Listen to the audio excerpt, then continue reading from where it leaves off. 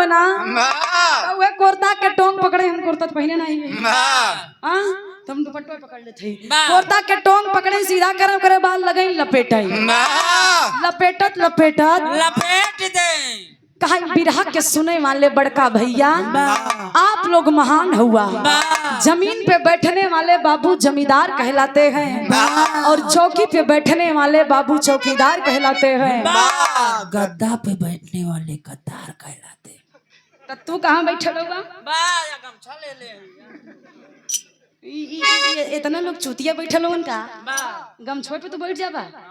अच्छा ए भैया दादा कहाई कौनो दुल्हन के दुल्हा परदेश ए बड़का भैया दुल्हनिया सुसुकी भरा था रोवा था बिलखा था कहा ये सखी जब से हमरे वो परदेश गईलन तब से हमके नींद नहीं आवता दिन त दिन रतियो नहीं बीतता वो राहत रहे त मछली खियावत रहे। दुल्हन का है ओकर सखी कल से पगल और रोवत का है हऊ एक ठे चिट्ठी लिखा उ पगला भाग के दुल्हनिया बेचारी चिट्ठी लिखिस लेकिन दुल्हा ना आवे। दुल्हनिया काहे लागत बस अब दिन एक चक्कर में पड़ गए।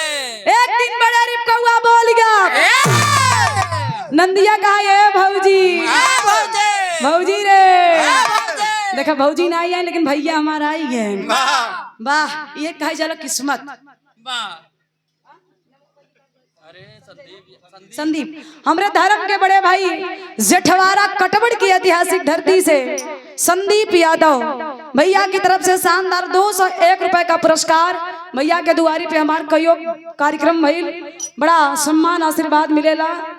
एक पारिवारिक संबंध बा क्षेत्र में अगर कार्यक्रम कहीं भी हो तो केवल ज्योति के पहला मंच ज्योति रही हाँ दूसर का चाहे जे रही उसी मतलब लेकिन पहला में हमार नंबर जरूर रहे से कटवड़ के जेठवाड़ा की ऐतिहासिक धरती के सत नमन बा। नंदिया कहा ये भौजी लागत है आज भैया भौजाई आओ ना देखलस ताव देखलस जल्दी से मेकअप कैलस बढ़िया से गई घरे में मेकअप कई कम मेकअप करके जब आई बोल दे ये देखे ब्रिजेश यादव चांदपुर की धरती से बीज भंडार वाले सीजन तो हुआ तो भैया धानिक बिया हुआ लई आइला लेकिन पैसा कम ले कहा बाटन बहुत बहुत धन्यवाद बहुत मुस्की मारता है भैया लेकिन पैसा मुस्की मत मारे कैसे किसान भाई तनीस बहुत मेहनत करते हैं 10-20 रुपये छूट दे दिया बहुत सुंदर होगा जैसे मालिक तो के सुंदर बनौले हवन वैसे कर सुंदर दुकानियों चलत है बहुत बहुत प्रणाम बा इमे नमो कहां बा अजीत ट्रांसपोर्ट है ना अजीत ट्रांसपोर्ट अमुआही 101 रुपया के आशीर्वाद और साहबदीन यादव अमुआही की धरती से 101 रुपया के आशीर्वाद बहुत बहुत धन्यवाद बा।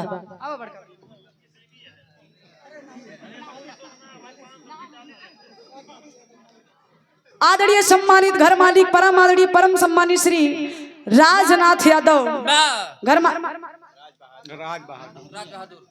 राज बहादुर यादव हमारे घर मालिक की तरफ से 201 रुपया के आशीर्वाद निवेदन में घर मालिक अगर नमो लेम गलती हो जाए ना 10-20 देख फिर से बोलवाइले कोनो दिक्कत नहीं। हाँ भैया देम का जात पैसा ए भैया और हमारे धर्म के गार्जियन परम आदरणीय परम सम्मानित श्री फौजदार यादव लबेदा की ऐतिहासिक धरती से 101 रुपया के आशीर्वाद हमारा और राम अभिलाख चाचा के 3-4 दिन पहले कार्यक्रम रहा बहुत आशीर्वाद मिला लबेदा की धरती पे लेकिन किस्मतिया तनी से हमार डैमेज बा का करे खातिर जब लबेदा भिटार यहाँ से भर्रई पट्टी में कार्यक्रम होत ना तो रतियों में खेड डांस रहा था समय कम मिल पावत है ए भैया लेकिन दादा बतावे वो दुल्हन सवेरे के टाइम जब कौआ बोले एकदम बर्तन में धोवत रहे बर्तन छोड़ के दुल्हन उठा उठा के तो के बताए सा मास्टर साहब बतौलन बढ़िया से दुल्हन गई घर में मेकअप कई के आई और है गुलामा में अंगूरी डाल के दुल्हन पेरत बा दुल्हन पेराता जैसे खूंटा में भैंस पेरे चारा बदे वैसे दुल्हन अपने दुल्हा के याद में पेरता।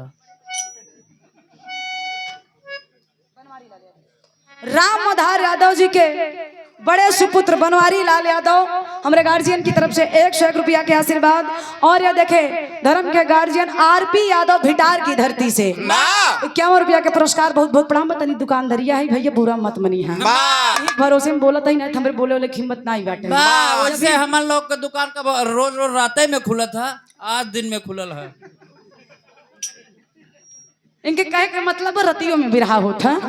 क्या करबो भैया, एनर्जी है, जब तक कि मिलत तब तक बोली था, नहीं बोली नहीं पाई था। ए भैया तब दादा गौलन का गौलन। और ये देखे धर्म के गार्जियन परम आदरणीय परम सम्मानित श्री प्रमोद यादव चांदपुर की धरती से कपड़ा वाले सूट वूट बिचाते भैया, कहाँ है कपड़ा वाले? बहुत बहुत धन्यवाद। फराक वराक बिचाते ना, तब डिस्काउंट हम बहुत जल्दी पहुंचो। 151 रुपया के आशीर्वाद। मालिक करे आपके दुकानदारी में 4 चांद लगे, दिन दूना रात चौगुना कमा। हमारा सबके दुकानदारी के ध्यान दे। गाँव दादा का गाँव भैया लखनऊ की ऐतिहासिक पावन सरजमी से राजेश पाल गार्जियन की तरफ से 101 रुपया के पुरस्कार। बहुत बहुत प्रणाम है।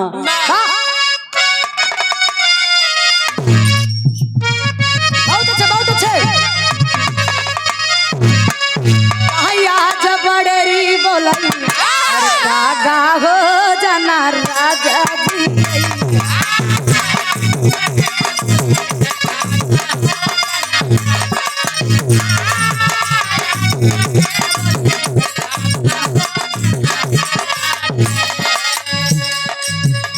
जना दुल्हा जी है, जना बालम जी है, जना पोपो मरई है। राजा दुल्हावती पोपो कौन बीमारी है? एक काका बताई हैं कौन बीमारी है काका? सुरेश चाची कहा से भाई है ये असल में हाँ हेलो इनके अलग से बतौले रहलन। शानदार 101 रुपया के पुरस्कार राम प्रताप यादव सुख सागर हॉस्पिटल चांदा थाना के बगल में। तो भैया गर्मी के महीना आवत बा, तनी मनी डैमेज हो गया, आप लोग तो सुख सागर हॉस्पिटल में जाइया, दवाई हमरे डॉक्टर साहब दे हैं, पैसा कम दे हैं, सुई ना लगाई हैं, फीस कम लागे पागल। बहुत बहुत धन्यवाद बा। और ये देखे सम्मान मिला, ठीक है ना, हंसराज यादव चांदपुर की धरती से 101 रुपया के पुरस्कार। बहुत बहुत प्रणाम बा। उपस्थित जनता जनार्दन के पैर छू के पहलगी बा। आई तो बड़ा डेंजरस आई के बा। ये देखे धर्म के guardian Moolchand memorial group of colleges सुकूल उमरी चांदा सुल्तानपुर की ऐतिहासिक धरती से। अगर परचो लाए हो भैया बांट दे, कहाँ हो नहीं परचो बांट दे, पढ़ते बहुत टाइम लग जाए भैया। ये हमारे गार्जियन की तरफ से बहुत बहुत पुरस्कार। शानदार 101 रुपया के आशीर्वाद। Doctor Vinay Yadav, doctor Ekta Mishra, doctor Manoj, doctor Vipin Sharma, doctor Riya Singh, Sajiya Bano और विभाग अध्यक्ष डॉक्टर आर के, प्रबंधक डॉक्टर के यादव। और सारी सुविधाएं यहाँ पर उपलब्ध हैं। आप लोग एक बार जाइए, हमारे भैया लाइल होवन पर्चा जितना लोग बैठे हो सबके बांट दे। शानदार 101 रुपया का पुरस्कार। बहुत बहुत प्रणाम। कहिया जब बड़ेरी बोलई कागा हो जाना दुल्हा मुरई है।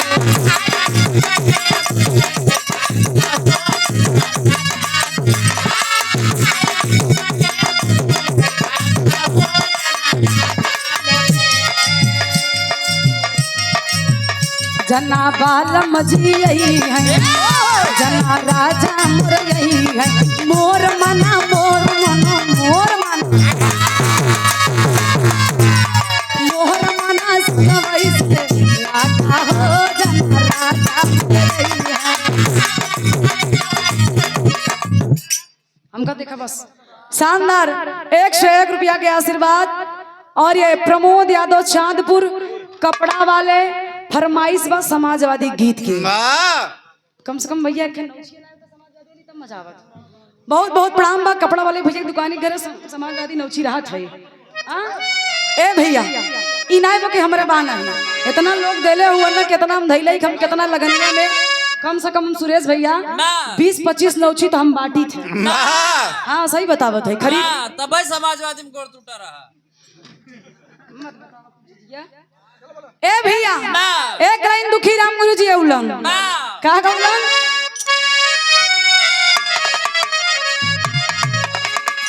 भाई अरे टंगी यही में टंगिया अरे टंगी यही में टंगिया फसा वाली नी हो नाना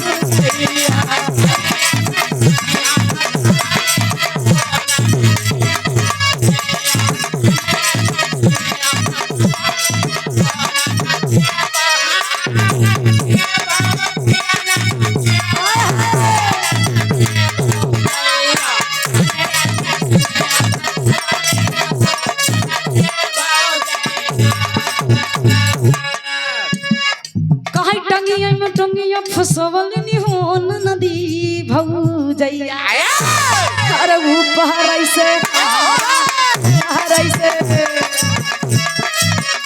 ऐसे डाल के ही वाली हो नदी भौजैया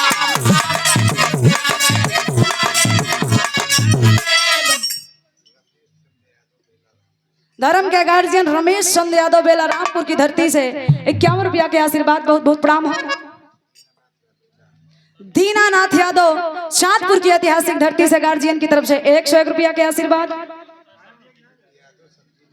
अच्छा यादव सब्जी मंडी तातो मुरैनी बहुत दूर ना आई बेटे यार जितना मनैया सब लोग सुन लो भैया। यादव सब्जी मंडी तातो मुरैनी आप लोग जइबा अगर टमाटर 20 रुपया किलो हो तो 15 रुपया किलो में मंच के माध्यम से कहते लेकिन हम नहीं कहते गार्जियन जी बुलवाए ना। अमरनाथ यादव चांदपुर की ऐतिहासिक धरती से 101 रुपया के आशीर्वाद बहुत बहुत धन्यवाद बा। भैया लेकिन एक दिन कहा कि खड़ी बत पैसो ले टटो गिरावत बा रेट गिरेबा जो महीना में 100 रुपया कमाबा वो रोज 100 रुपया कमाबा। आवा अरे टंगिया में टंगिया फसावली नी हो नदी भौजैया अरे ऊपर ऐसे राम ऊपर ऐसे हार के हवाली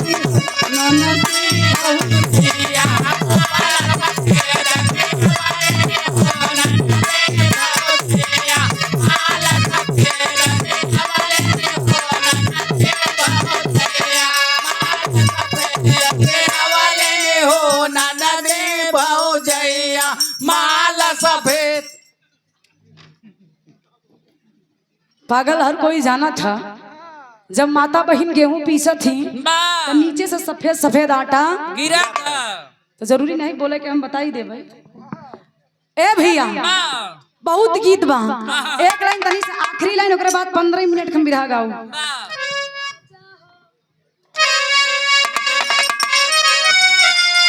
धर्म के गार्जियन शिव प्रसाद यादव अमवाही की धरती से 101 रुपया के आशीर्वाद। बा गुरुजी एकदम तैयारी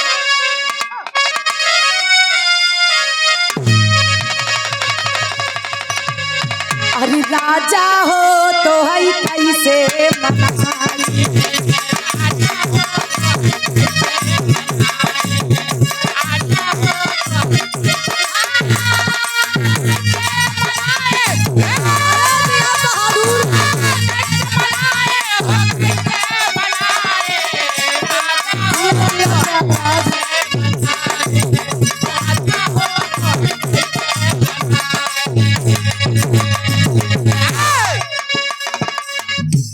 बचपनवा हो आई गई जवानी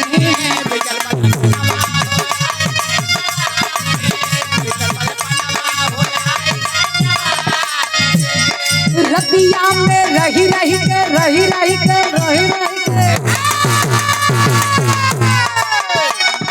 रतिया में रही के बेदाना सताई रतिया में रही के बेदाना लगा हो तो से